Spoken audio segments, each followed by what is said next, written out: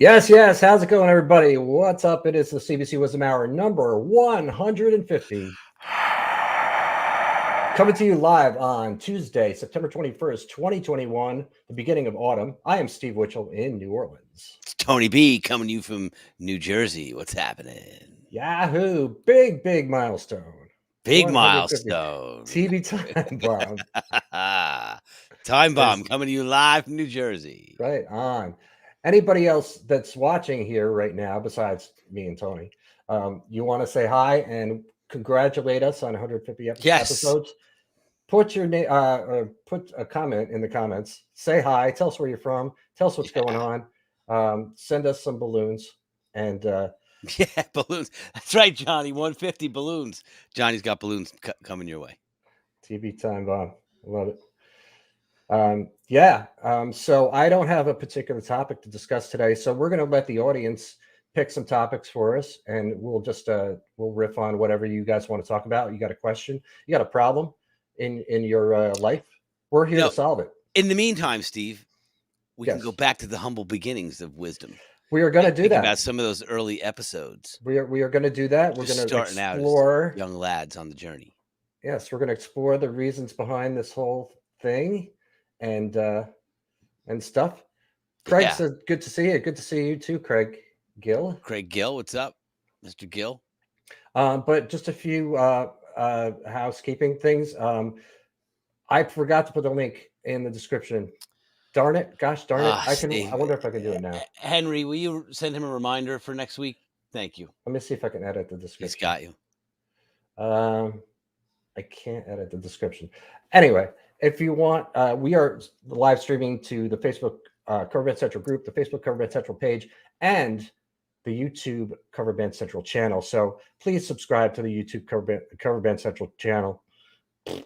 Subscribe to the Cover Band Central YouTube channel. I did not put the link in the description, but go to YouTube, search Cover Band Central, and you can hit subscribe. That's where all these are archived, all the past episodes that we've done.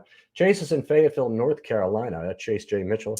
Good to see you, Chase. And he's got some balloons there for us. Yes, he does. Look at that. Yeah. See, ask and you shall receive. Mm-hmm. If you want balloons, you got them. So there was that. And then coverbandcentral.com is where everything is to go and sign up for a profile for you, your band, or both. It is free.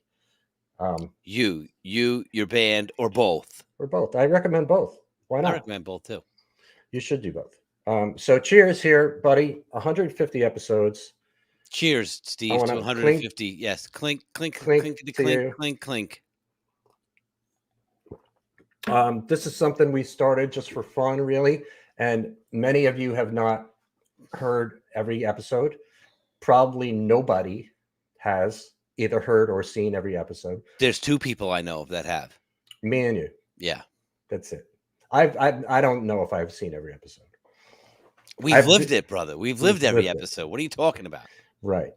I don't know if I've even lived it. Can't be an observer. Yeah. Can't be a spectator. We started. Get in the game. We started. Adam Craig Gettler says congrats from San Antonio, Texas. Keep them coming. Yeah. That is an interesting avatar. Smiley face with a bullet hole in the forehead. Still smiling though, even when he's still smiling, bleeding out. Still happy. That could be the message that Adam Craig Gettler was trying to convey. It's like, and even if you take a bullet to the head, still keep on smiling. Got to keep on smiling. So yeah, we started this as an audio podcast just because I wanted to. It was, and you wanted to too. You know, as soon as I presented the idea to you, but it was, but not a lot of people don't know the origin story. So we'll go back. You know, this is 150 is a time to reflect, I think. A time to reminisce about past endeavors. And it's a change of season. I'm feeling good about fall. We were just talking about my beard. I have not shaved in 2 months. As soon as it's when I got COVID, I stopped taking care of myself. I stopped grooming. And the razor pusher, non-razor. I don't even have a razor. Even if I wanted to shave right now, I couldn't shave. Do you have a scissor? Do you have a skizzer? I have scissors. I have an electric razor. So you could scissor yourself. I could, now, but you know. I have an electric razor that I could just go. I could take the whole thing. You could do that too. Pretty much. That's probably what I'll do. I think that for next week's episode 151, Uh-huh. you should shave your beard live on camera. No. One shot like up the middle, like, and then just have the whole broadcast with like a Fu Manchu missing beard piece, or go across like this way, and have like a stripe ear to ear going across. Dude, I got the. You should shave a stripe across your face like this, I just saw pictures of guys with the like the hair up here, and their whole head is shaved, and then they have like a beard all the way around, and that's it. That's the only like a chin strap that connects to their ponytail, genie hairdo. Gotcha. Julia, like scissor yourself. But I have I have the good makings for some good mutton chops right here. Right? You do. You definitely do. I could go with the mutton chop look. You should. I wouldn't just shave it all off. I'd get creative with that thing, man. Yeah, why not? And take a bunch of pictures. Yeah. Scissor me timbers. But I see there's a couple things with having this much hair on your face. For one, it itches. It definitely itches a lot. And it's like, and then I could see my skin falling off as I'm scratching. And I'm constantly doing this, just playing with it. And also it just gets in the way with eating and drinking. It's like, sounds like it's problematic to some extent. They call it like the flavor saver, but it's not. I don't like it. I don't like getting food in there. People that have had beards for decades, you see like the discoloration here because of the food. And that's pretty nasty. Yeah, that is kind of. You probably want to groom that and keep it in check. Right. I don't know what Craig's talking about, but he said business as well, working through the logistical nightmare in the music industry. Incredible shortage of coach/bus drivers. Rates are through the roof. So if anybody needs a job, they could go drive a coach or a bus. Yeah. Is what Craig says. Tour buses sounds like. Yeah. So get out there and get your was it your CDL? Yep. And go work for Craig. Class B, I think you need. Class B CDL. Yeah. See, I got wine in my. That's pretty gross, probably. Now, have you trimmed your beard at all, or you have done nothing? I've done nothing. So what happens when your mustache is growing over your lips and it gets like Cousin It and it starts to cover your mouth? Then what? I don't know. It's getting bushy. Yeah. But it's not really growing down too far. Well, it will in another 6 months or so. Yeah, I don't know if I'm going to do that. Flavor saver. I think that we should get a petition going that you should keep your beard until episode 250. What? Yeah, another 100 episodes. That's 2 years. And then we'll figure out what to do with it, and we'll see what it looks like. But think of the canvas you'll have to work with. You'll have like a Dan Haggerty, Grizzly Adams type of like Uncle Jesse beard going. Might be pretty cool.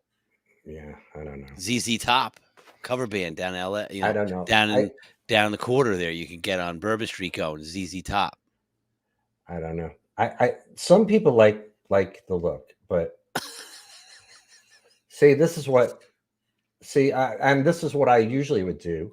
Sterling said at least keep the neckline clean, but I haven't done any of that. I'm just you've done nothing. I'm screw it. No, I'm just not. Well, Steve, if you maybe if you just wait a little bit longer and you get a red suit, it will be Christmas time soon. I know, but then I'd have to be completely white. I'm not white. My beard's not white enough. But you could doctor it up. And it's definitely not long enough. If you're going to shave it off, just bleach it out. Bleach it white, like Snow White, like bright white. This is what I'm going to do. Because you're going to shave it up anyway. I'm going to shave it and come up with some creative looks and take pictures. Okay. And then I'm going to. And then we'll vote on the best one, and then I'm going to shave it all off. That'll be the one you're going to stay with. No, I'll shave it all off. Then we'll vote on the best one, and then I will regrow back to that. Back to whatever the best one is. Gotcha.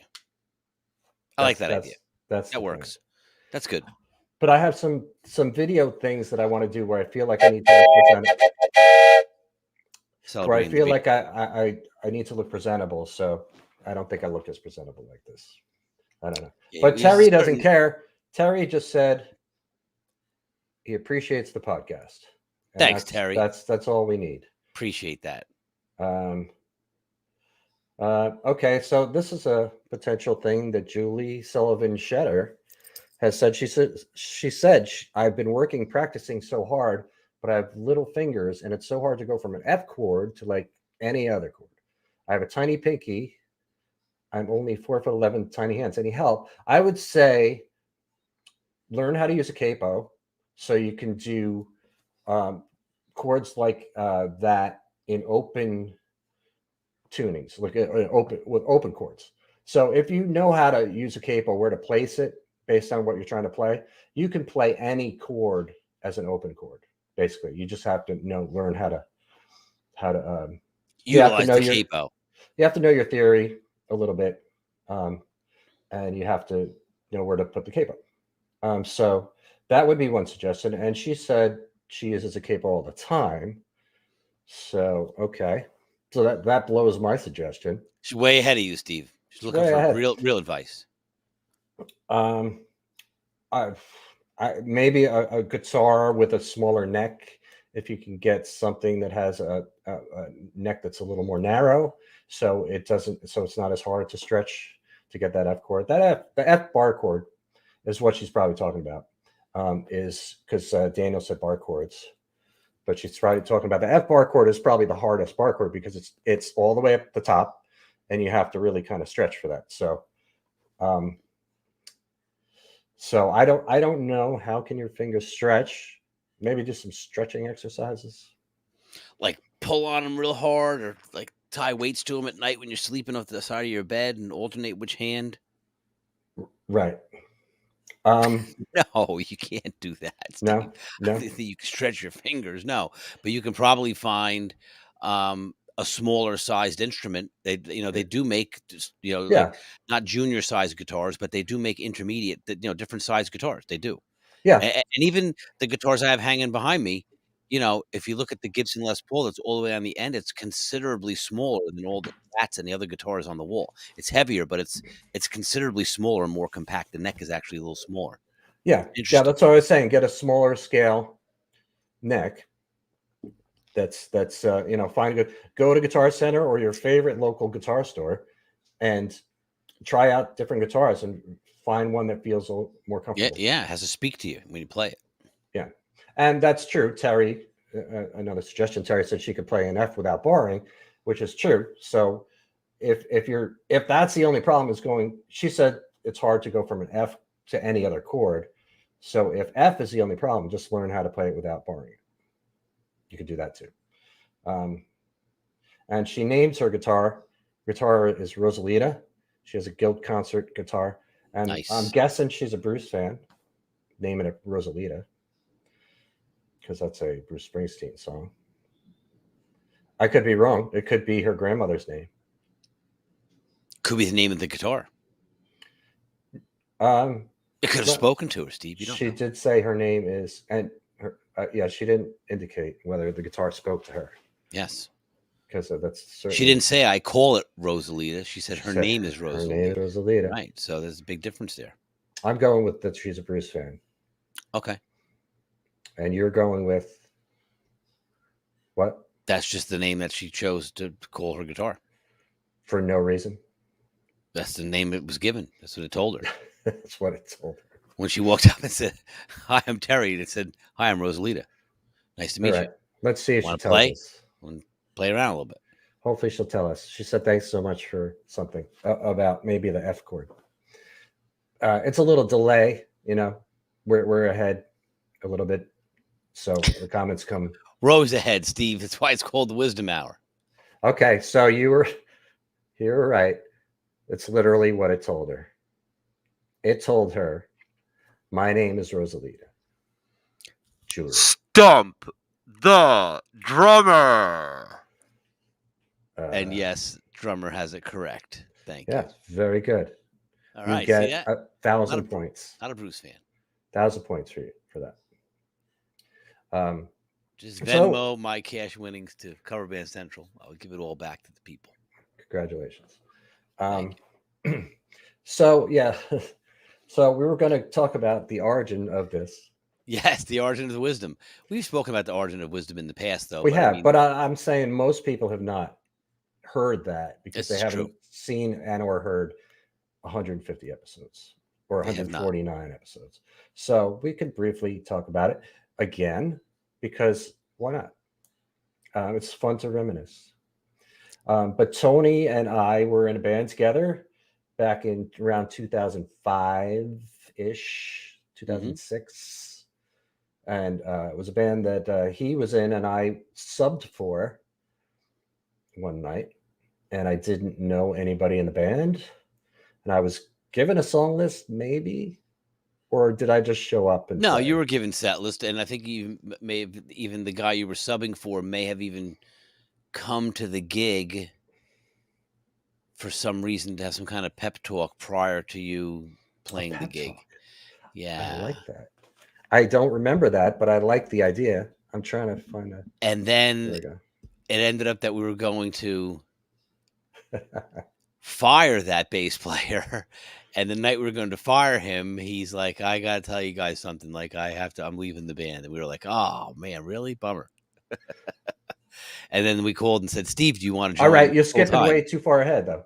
Well, we only got an hour. We got 150 episodes. Because I have comments. Danny Gatton had small hands and sausages for fingers. Didn't seem to hold him back playing guitar. And Quentin wants to know what the actual hell is going on. But he stopped by, has to run. Got to run. Just wanted to stop and see what's going on. Give me a quick little, synopsis, and I got a bolt. But yeah, so I played the. He's even running in that picture. If you notice, like he's playing guitar. Yeah, but it looks like he's running. That guitar looks like he's running with the devil.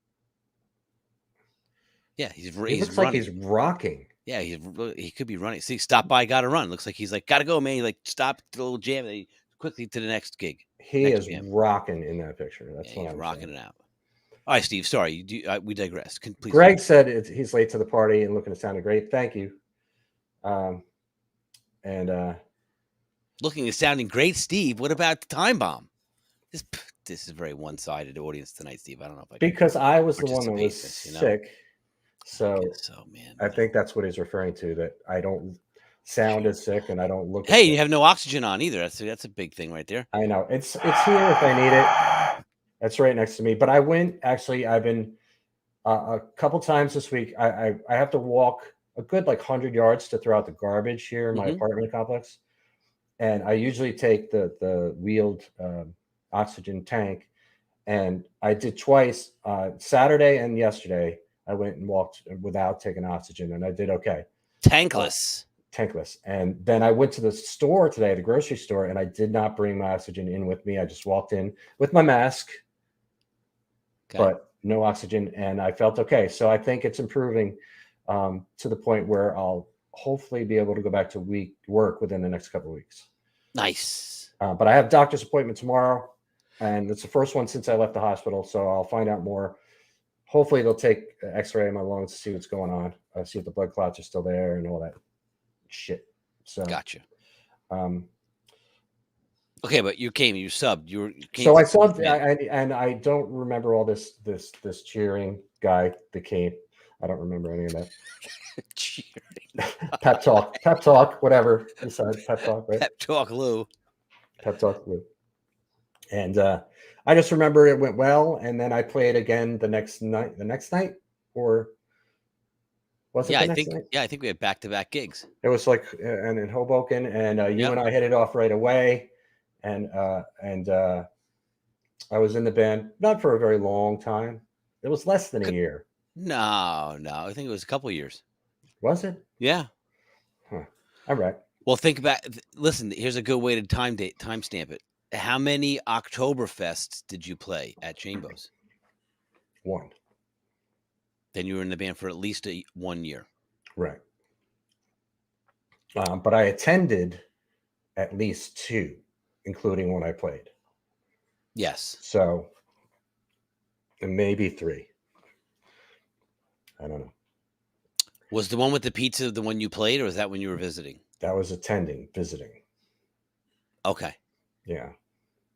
Yeah, so it was at least 2 or 3. But anyway, so we were in the band together for a little while, and we had a great time, played a lot of gigs, had a lot of fun. Yes. And then when I was out of the band, Tony and I still kept in touch, and Tony was teaching drums on Monday nights, and after his regular day job, and his drive home from the lesson was about an hour. And he would call me every Monday night, and we would just kind of shoot the shit and talk about music and talk about life and talk about cool energy things like metaphysical things and spiritual things and all sorts of stuff about how great life is, essentially. And we would always come out of the conversation with some nuggets of wisdom. I definitely did, and I felt like more it was coming from you, but I also felt like there was this synergy between you and I where things just kind of spawned. This wisdom sort of spawned from just the fact that we were talking to each other. Yes. And I valued that tremendously. I always looked forward to that Monday night call. And there were times when you didn't call on Monday, I was like, why isn't Tony calling? Right. No, and then it also extended to if I knew I was gigging and you were gigging or we're going to be in the car for the same time, once I stopped teaching, then we would continue, the hour-long conversation, and we dubbed it the Wizdumb Hour because it was so easy. There was no script or anything. I just would call you or you would call me, and we'd just start talking, and it would just had a flow, and we would just, like you said, hit on all these great topics, and it just spawned all kinds of great energy and positive things. So then continue. Yes. And so, yeah, I think it was probably you that dubbed it the Wizdumb Hour. I don't remember. Yes. And the theme song was George Michael's Freedom, but instead of saying freedom, it was wisdom. So I would call you and say, wisdom. I still have the voicemails. Yes. I would call and sing wisdom on the phone. When you wouldn't pick up. I don't think I could do it here, but I played them. I played them on the podcast before when my phone was hooked up. But There was a couple of good ones. Let me see. I'm gonna from years gone by. But while you're looking for that, so that's probably that's maybe 2000, like 8, 9, 10 ish.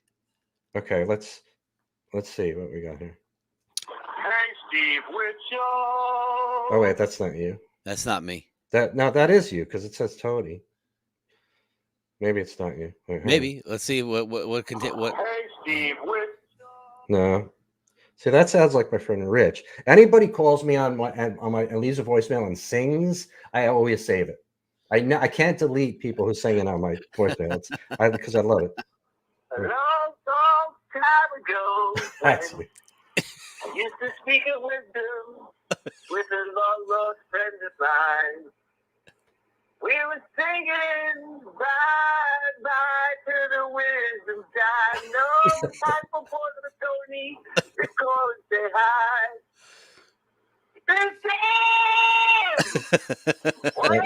And there you go. Where are you? Wisdom, where are you? I have a couple of those on there, but I love the spontaneous and making up lyrics to a song. An existing song. I have a bunch of friends of mine that do that often. I love It's that. very, very funny, especially when it's right on the spot too. Right on the spot. But that was like whose line is it anyway? You're on. That was bye the wisdom time. Right.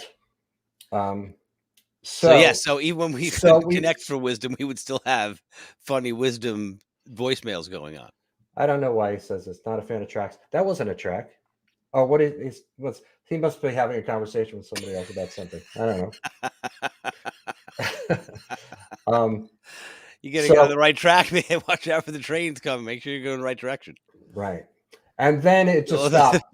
Wait, Steve, let's just clarify though. I was using backing tracks when I did that. So he's got a good ear. I knew it. I was in the car. I had my sequencer with me and had backing tracks all queued up before I called you. This way I would be sure to have success. Yeah. Okay. He was having a conversation with somebody else. It's funny to John. And I didn't show John's comment because it's so long and it's going to cover our faces. Excellent. All right. Let's try it. Let's see. That's not too bad. John Truitt said, first gig in over a year coming up. Mindframe original members since March of 1983. Wow. That's like 40 years. Yeah. Almost 38 years.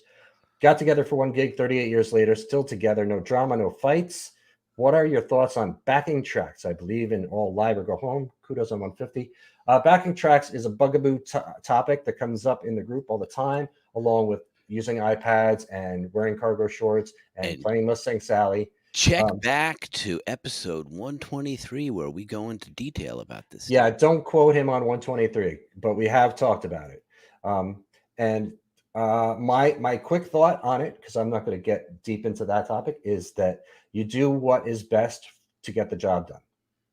If backing tracks are going to enhance the overall experience for the audience and make the quality of your delivery of your product and service better, then there's nothing wrong with it. I've played in bands where we use backing tracks where we did not have a keyboard player and we needed keyboard songs with keyboards, so we used tracks. Yep. And nothing wrong with it. It's you use the tools that you need to get the job done. That's it. Simple as that. But John said he believes in all live or going home, and that gets us to Greg's not a fan of tracks. Mm-hmm. And most people out there are not musicians, guys and gals. And when they're watching a band, they don't know that you're using tracks. Most people don't know and don't care, by the way. The only people who care are musicians who are picky about the way they want the band to present themselves. And there's nothing wrong with that. I'm not saying being picky is a negative thing. It's just a fact that you are being picky about it. Because you're saying that you need to be authentic and that is your way. And that's fine. That's your right to do that. But most people in the audience don't know and don't care. And what about the simple fact that instead of nitpicking apart all these other bands, just be joyful and glad that you're there watching them and listening to them and enjoying the experience with them and supporting them, and just, be free of all judgment.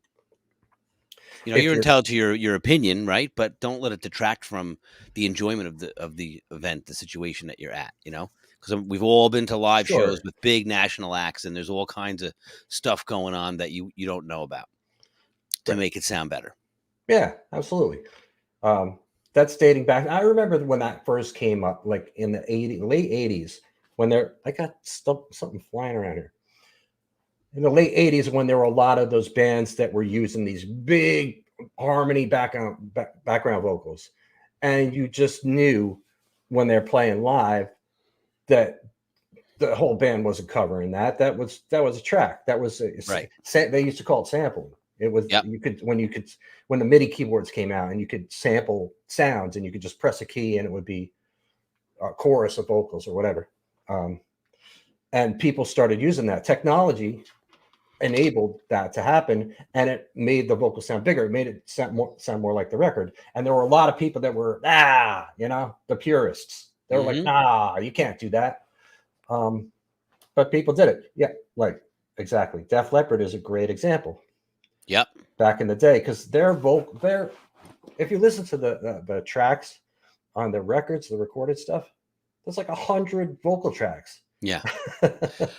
But I think the reason that they are able to get away with it live more easily is because the drums are all electronic, so it sounds more produced consistently all the time. It sounds exactly like the record because it is. There's no trying to recreate the miking of the drum in a certain arena. It's a sample, in a memory bank of electronic drums, right? So when he plays that kick and snare on "Put Some Sugar on Me," that is the same exact sample that you hear on the record, the exact sound, you know what I mean? So it sounds super produced right out of the gate. So when they have all these other vocals coming in and flying in, all these tracks adding to that giant produced sound, it's not like it comes out of left field as if you were seeing, a fully acoustic live band, mic'd up, right? And they had backing tracks. It's not, you know what I'm saying? Right. And it's not like it blends easier. Yeah. And it's not like somebody using backing tracks is taking place of somebody singing live or somebody playing guitar live. Like Def Leppard, Joe Elliott is singing live. Phil Collins is playing guitar live. Those guys are playing. It's so the backing tracks are just kind of like, they're still singing their parts, but there's 2 or 3 other parts behind them that is taken from the studio. It's frosting on the cake. It's just It's sweetening up the whole sound of it, and there's nothing wrong with that. If Joe Elliott was lip syncing and singing to a track, okay, then I see different. now you have a legitimate gripe, because I paid $150 for this ticket. Right, but they do seamlessly integrate it into the show to where you really can't tell. Right. Yeah. And that's where, like you said, you can appreciate it because it becomes part of the overall production. See, I said I didn't want to talk a lot about this, and then so it's not Becky tracks. But continue back to wisdom. Those are my thoughts, John. And wisdom. There's plenty of posts about that topic in the Cover Band Central group. If you're not a part of the group, join it on Facebook, and you can search that topic, and you'll see lots and lots and lots of opinions and debates and stuff. That is, like I said, a bugaboo topic that comes up in the group all the time, of the many that come up. Mm-hmm. So anyway, for years then, after you were not teaching anymore, the Monday calls dropped off and the Wizdumb Hour was no more. And then I moved to New Orleans, and we just didn't really talk at all. I mean, we didn't hardly at all for years. Yeah. Maybe once in a while, send a text or something. And then I guess we started talking again a little bit, and then you visited here, New Orleans. How many years ago was that now? 4? I think that was 2017. So 4 years ago. So 4 years ago. And about it was like end of November, beginning of December. It was right after Thanksgiving, I think, when we came down. Right. And we hung out a little bit, and you came and jammed with the band, my band. Yep. We got to jam on stage. And at that time, I had been thinking about starting a podcast, and I remember it was the end of the night when we were just kind of parting ways, and I said, "Hey, you want to do something like that? Because I miss like Wizdumb Hour." And you were like, "Yeah, sure." And then within a couple months, I think from that, we started the podcast. And at first, we called it just the CBC podcast because we didn't know what the hell we were doing. And, right. And you can go back and listen to the fact that we didn't know what the hell we were doing, because those episodes are all available on Spreaker. Yeah, but there's some good rough some good diamonds in the rough. There's some good info in those early episodes. Yes, and they're all on Spreaker. They're all on iTunes. Just search Cover Band Central Wizdumb Hour, or Wizdumb, Wizdumb, or just Cover Band Central, or whatever. You'll find CBC Wizdumb. Yeah. And then we didn't start, and we just did the audio podcast for years. And then I was like, let's do this live on video. Yeah. And get an audience to interact with. And we started that probably about a year ago. Maybe a little less. A little less? I feel like it's only been, okay, since like early spring this year. Yeah. It's like maybe, I've only had my whole rig with the camera in the studio up since February. Okay. February or March. So it's like beginning of this year. Yeah. Okay. So that's how we arrived at 150. Yeah. That's the quick version. We probably got 25 episodes on video, I think. At least. Not more, at least, Yeah. And they're all available to watch on our YouTube channel. Check out Cover Band Central on YouTube and subscribe. Hit the bell. And we've had Smash guests. that bell. We've had guests on. We've had contests. We've had full episode that we had to scrap because the audio was horrible. When we had we've done a couple of this. We had some technical issues. We had some technical issues on a couple of podcasts. Trying to think what other exciting things happened over the course of those times. Well, big news that was unveiled over all different things, like the reach and the amount of viewers, and hitting your milestone of 100,000 members in the group. Remember there was big milestones, 50,000, 100,000. Well, no, we're over 300,000. But I'm saying, but back in, as we were doing Wizdumb, we were tracking all that, saying like, hey, we just hit 100,000 members in the group, and now there's 300,000. Yeah. I don't know who he's addressing this question to, but maybe to both of us, so we can both answer. And he's Greg Evanoff asks, what has been your largest live audience? For me, it was when I was playing with the Zeppelin. Okay. He's asking about CBC, but I'll still answer the question. Zeppelin tribute band, Kashmir. We played to like 4,000, 5,000 people. but he meant CBC broadcast. I don't know because it's there's only so many people that watch it live or listen live, and then once we're done with it here, it gets uploaded to the audio podcast sites, so it'll be on iTunes and stuff. And I really don't check those numbers. And then some people watch the replay. So I don't know the largest audience in the thousands. But what's been your largest audience to play to, Tony? I played a gig in AC one time with a band called Hank and Bezzy, and it was probably about 5,000 people. And I think I sent you a picture of the venue from the stage, because that was the place when we got there. He was like, just pull. It was at the Borgata. I was at the Revel. And he said, just pull in and come around the bottom, and then the guy will direct you where to load in. And when I got back there, the guy was like, I said, I'm with I'm the drummer. I'm here for the event upstairs. And he said, okay, yeah.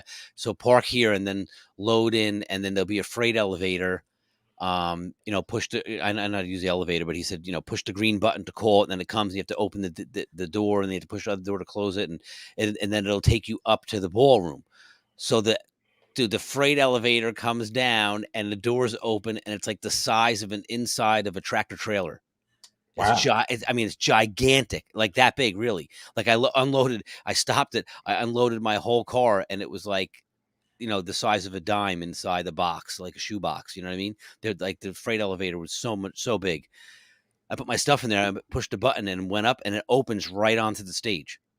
So it was like you load in from the garage, and then brings you right up, and the doors open, and you're on the back of the stage.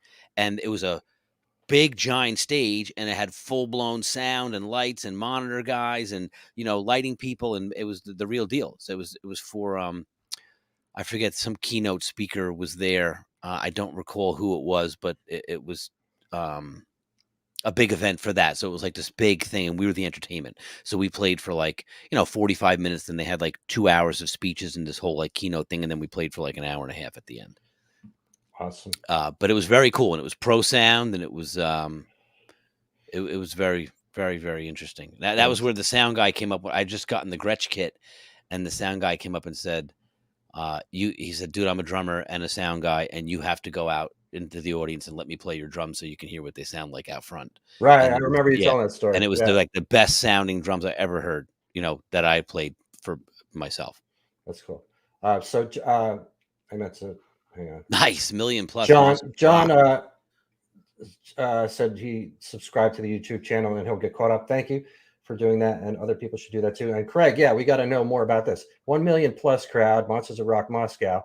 Craig, what band were you in? Were you in a band, or were you part of a crew? Or tell us more. I want to. Yeah, Monsters Rocking Moscow. I want to. 1 million at Monsters of Rock. I know Monsters of Rock is huge, but 1 million. I mean, that's if you're including the video broadcast with it, or I need to know more about that. People in the neighboring towns within 50-mile radius. Yeah.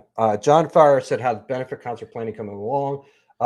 Really still not set up yet.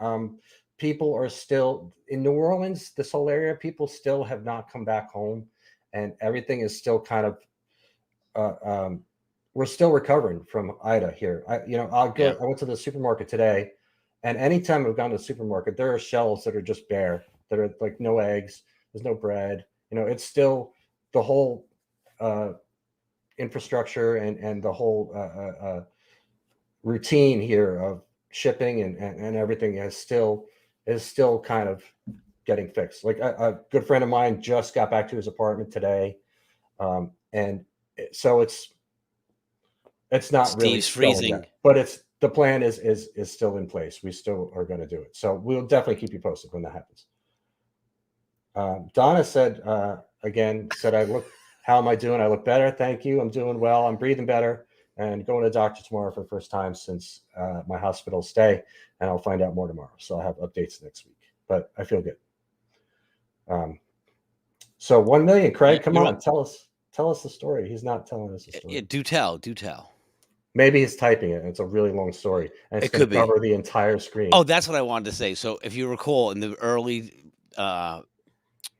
episodes of Wizdumb, we had taken on a bunch of bands under our wing, and we had helped, start up a couple of different bands like Clanky Lincolns and Handsome Young Ladies, and Right.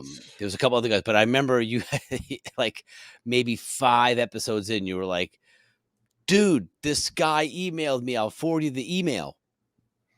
And I was like, "Cool." I don't know if you remember this, and you forwarded it to me, and I was on my phone. I was in my car in the parking lot of this office building we were working in, and I was getting ready to go home, and I said, "Oh man, I just got the thing from Steve. Let me see the email." And it starts off, the guy's like, "Yeah, like so inspired for the podcast. It was great information." I'm scrolling down, and then I'm scrolling down, and I'm reading, and all of a sudden, like I've been reading for like a good minute and a half, 2 minutes, and I just started scrolling through like to see, and dude, it was like the guy wrote like a 15-page email. Do you remember saying to you, like, I got to read this some other time because I don't have time right now in the car to do it. I don't remember who it was, but the person was from upstate New York, and they were talking about a band project that they were getting off the ground, and then went into the whole history of like, started playing when I was 4, went into the grammar school band and played in state band, and then played in honors band, and then met this guy in high school, and then started this other band and played this thing and did a bunch. It was like a whole chronology, which was really cool. But it was, the person that wrote it definitely took some time to craft it. It was very well written, and it was very well thought out. Okay. So, we wanted to respect it and read the whole thing. But I remember it was like, you had sent to me like, "Oh, check out this email we got," and I did not expect it to be, a 15-minute read. Now that you say that, I kind of remember it, but I remember that it definitely inspired us that, oh, hey, yeah, like people are actually listening to us, and it's making a difference. And, yeah.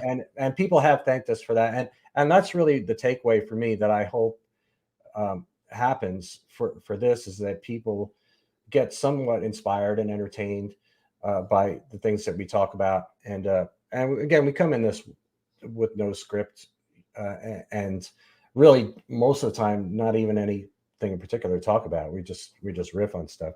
And the fact that we've made a difference, and anything that Cover Band Central has done for people and made a difference, really makes me happy. So that's super cool. Well, that's why we started doing it too, Steve, Andrew enjoys the Facebook page. Nice. And thanks for the well wishes.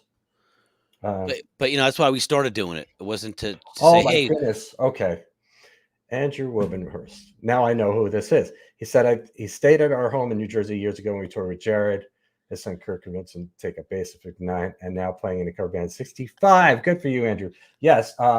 Nice. Very, very gracious. Andrew and his wife and family let us stay. Me and Jared and Kevin and Steve Dunn at the house with Kurt when we were on tour. Kurt is a phenomenal musician. He's one of those guys that you're just like, he's good at everything. He played drums on Jared's first record, and we did a tour with him. He also plays bass, plays guitar, runs a studio, toured with Seven Dust as playing. Oh gosh, what was he doing? He was playing keyboards, I think, with Seven Dust. And that's the last time I saw Kurt here in New Orleans. He played at Tipitina's. And great to see you, Andrew. And thanks for watching the episode, or watching our little silly broadcast here. They lived in Kinnelon. I don't know if they still do, but beautiful house, beautiful area. And that's cool. He took up bass at 59. And now he's playing in a cover band at 65. See, It's never too late, folks. No, it's definitely. And like you said, when we started this, that's what we said. It's like, if we can inspire one person, or if we can help someone in their journey based on something that we did or we experienced, or some sort of perspective that we can interject into someone's, journey that helps them, then, we've achieved the success of what we set out to do. Yes. And Craig came back with this no real number. Guesstimates place a crowd between 1.2 and 1.9 million, but you still have not answered the question. Were you in a band? What band was it? What were you part of a crew? I mean, tell us that stuff. Right. Because, that's what we want to know. That's what we want to know. That's what people want. That's inquiring minds want to know. That's right. And we got 15 more minutes here, Craig. Did you play in the opening band? Were you in one of the other bands? Were you a sideman? Were you a stage crew? I don't recognize his name. Okay. He was stage management. There you go. Management. I got things flying in front of my face here. All right. So that's awesome. I mean, that's a lot of people. Must have been a thrill to be a part of that. The energy of a show like that is just incredible. I always love. I wonder if they had any pictures of that, like from the stage, like looking out. That would be cool. Post some pictures in the group. Yeah, look at that lineup. All right, there you go. Pantera, AC/DC, Metallica. Yeah, that's Monsters of Rock right there. Yeah, and that's back when Metallica. Yeah, those guys were big, huge. Yeah, I mean, because Pantera hasn't played in a long time. Right, yeah, but they're taking the world by storm. Yeah, that's awesome. I love the energy of festivals, live shows like that. The big crowds. I always loved going to anything like that or playing and things like that. Nothing better. No better energy than the live music experience outside when there's hundreds of thousands of people. Oh yeah, I mean, just fantastic. Yeah. Hopefully that'll come back soon. I guess it's kind of come back, but the Jazz Fest down here was canceled this year. So, and Voodoo Fest, which is generally hard rock bands, always in October, that was canceled too. So it's okay though. It'll come back as long as this thing gets taken care of. Yeah, I mean, live music's definitely back, and even the large venues, like you said, with the national acts is up here in the north, it's full speed ahead, Right. MSG's, got shows going constantly, Broadway just reopened in the city, so it's coming back. Okay, yeah, Don, I answered that. I'm not going to put up this comment because it's long again, but we talked about it just before, doing a benefit fundraiser for victims of Hurricane Ida, and still kind of waiting for things to settle down here in New Orleans and people to get back home and everything before I can organize that. So, but it's coming, and I'll of course keep everybody posted on that. But yeah, I was supposed to go see King's X at the end of October. Jeff, my buddy Jeff from California, is coming here. That's right. Yeah. Is that show still on? He's coming here. No, it got canceled. It got postponed till a year from now. So it was supposed to be October 26th, and now it's October 25th next year. Wow. So I don't know why they postponed it an entire year. But that's a bummer. Like New Orleans now is still not really like the city, the French Quarter and bands playing and stuff. It's still not come back anywhere near where it would be normally this time of year, because this is kind of a busy time of year, football season and stuff. But the Saints, when there's a home game, there's generally a lot of people that come from the visiting. I just saw on the news today that there was a fire at the stadium. There was a fire today in the roof. Yeah, they were doing some kind of paint work or something, and they caught fire. Yeah, it wasn't that big a deal, but they said it may delay the game. Yeah. The Giants game may get postponed. They said that? Yeah. Well, because the Giants game isn't until. Wait, when is the Giants game? I think it's coming soon, dude, because they said it may impact the ability for them to have the game there. Yeah, it's not this coming Sunday; it's the following Sunday. So, we got 2 weeks. Let's go. Step it up. Yeah, I think it'll be fine. But that's when the Saints home games come back. Then people will be back in town and stuff, and it should pick. Halloween is a busy time of year here, so I think it'll get back to normal in October. Hoping so, and I'm hoping I'm back out working by then, because I love this time of year. It's my favorite time of year, and I love being out playing, and I miss it.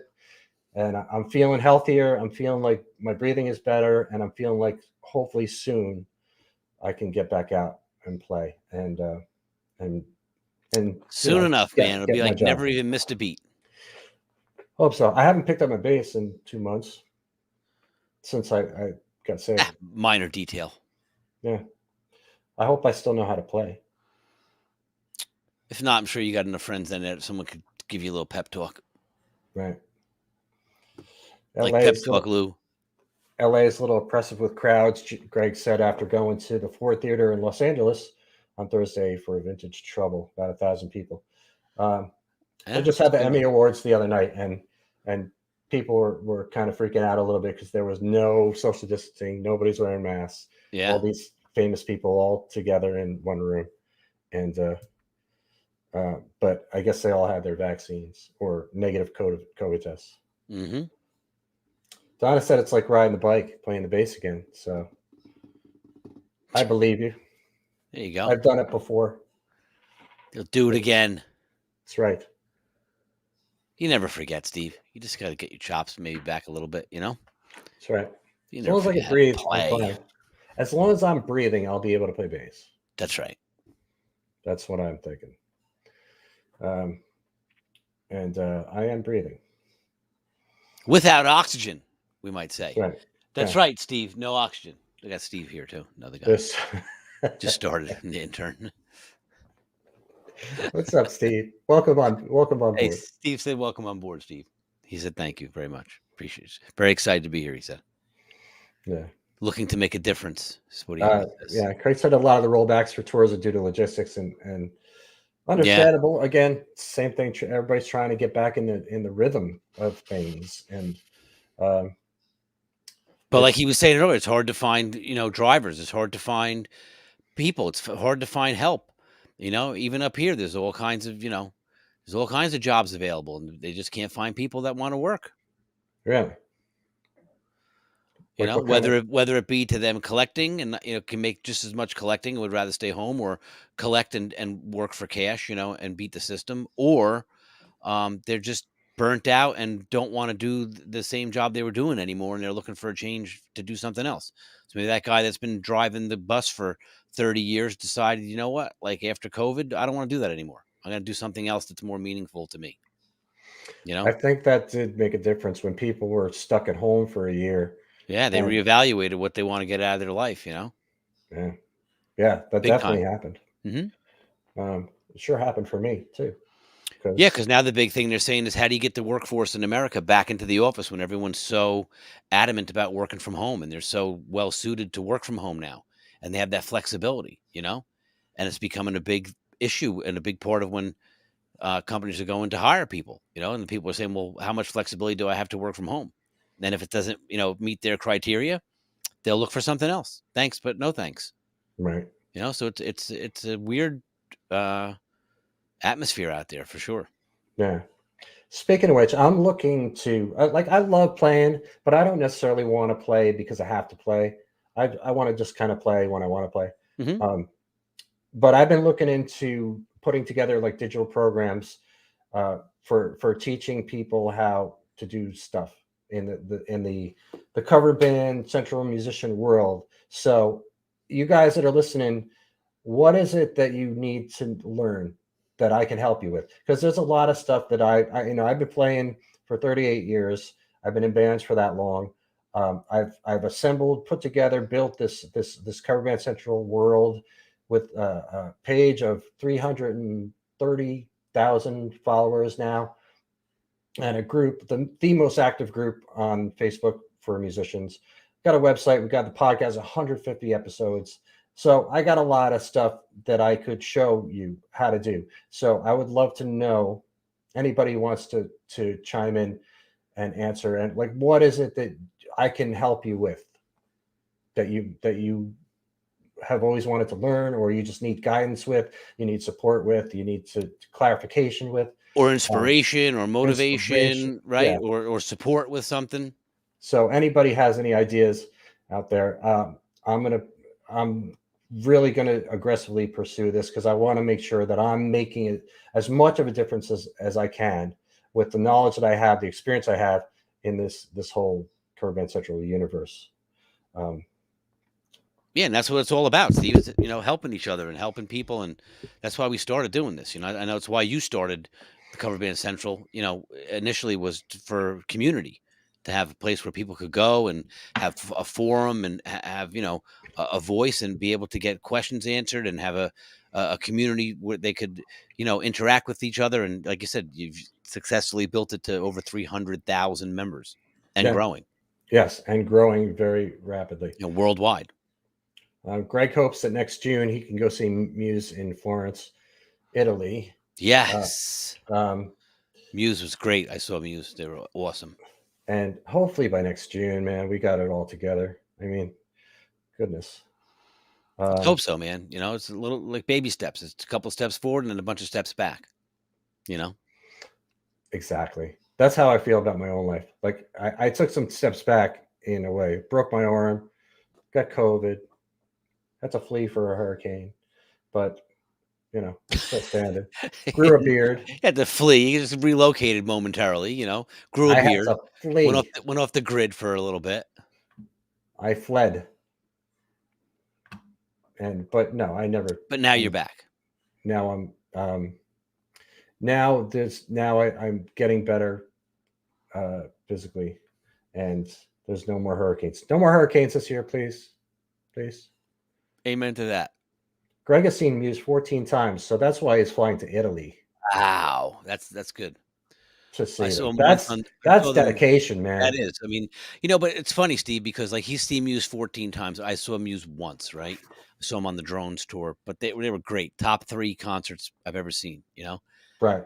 I remember when you saw them and you talked about it, and up to that point too. Foo Fighters had been the number 1 concert up to that point. Then Muse actually pushed Foo over to the side to either be equal with them or in that same category. But they knocked him off the top spot. But right, nonetheless, 14 times. So we were just saying the other day about Rush. I told you we went to see the Cinema Strangiato, right? The R40 movie. Right. Went and saw that, got very inspired by seeing it again, and being reacquainted with Rush after a couple of years of not really, following or being involved with it. And looking back to think and say, okay, so then that means like when because Cole was asking me, he's like, how many times have you seen Rush? And I'm like, well, I saw them on Grace Under Pressure tour was the first year that I had seen them, and then I saw them every tour after that. Saw Power Windows, saw Hold Your Fire, saw Presto, saw Roll the Bones, saw Test for Echo, saw Vapor Trails, and so at least a couple of times on each tour. So probably seen Rush like 20 times. Because I can remember like when they came around on Presto tour, we went 3 times. Like they were here for 3 nights in a row. We went all 3 nights. Right. That's awesome. Yeah, that's dedication right there. It is. But we're young, and that's what everyone wanted to do. Sure. Craig, I agree with the statement. Everyone, regardless of experience, surely possesses knowledge to help someone else. I agree with that, but I'm looking specifically to help the musicians and anybody that's interested in this industry. Based on the experience that I have and everything that I've built, I want to put together some programs. So that's why I asked that question. But I agree with that. Everybody has their unique talents that they can convey to somebody else. Yeah, as long as you're open-minded and willing to learn, you can learn from anyone. Yes, and you can teach anyone. Yeah, as long as you have conviction in what you know, you believe in yourself, and you believe what you have can help other people, and you have the desire to help other people as well. And you can communicate it and convey it in a simple form that they can understand. Correct. That's probably the key. Correct. So that's it. 150 episodes, 150 hours. Wow. 150 hours, Steve. We wrapped that up, and we are so excited that we've gotten this far, and we're going to keep going. Thank you for being a part of this and for being a part of Cover Band Central. If you want to be an integral part of Cover Band Central, go to the website, sign up for a profile. It's free for you, your band, or both. coverbandcentral.com. And there's a lot of goodies on there. There's a lot of good information there. If you want to get in touch with me, specifically Steve at coverbandcentral.com, and I respond to everyone.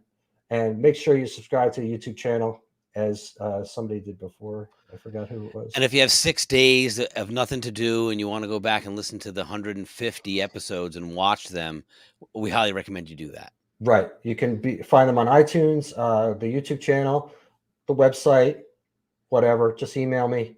And we will see you next week for 151.